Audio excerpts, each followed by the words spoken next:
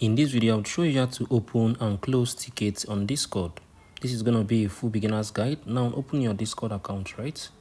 This is our Discord account. If you join a Discord community and you are told to open a ticket, right, for some reasons, and you love to do that, at first you need to search for the support category, right?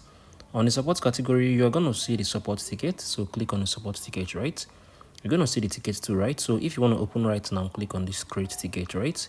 It's going to create your ticket with a number, right? So our number is ticket 0170, right? And I'm going to open it, right? So this is basically how you have created the ticket. Now you can come on here and type in if you have any problems or any complaints, right?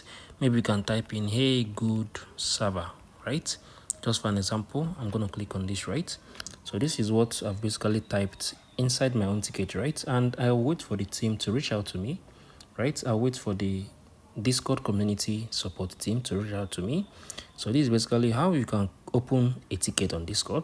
Now, once you have got in touch with the team and you both have concluded on an agreement, right? Or you all have discussed maybe your issues or your problems and you love to close the ticket, just click on this close, right? From here, you're going to be asked, are you sure you would like to close this ticket? Just click on this close, right?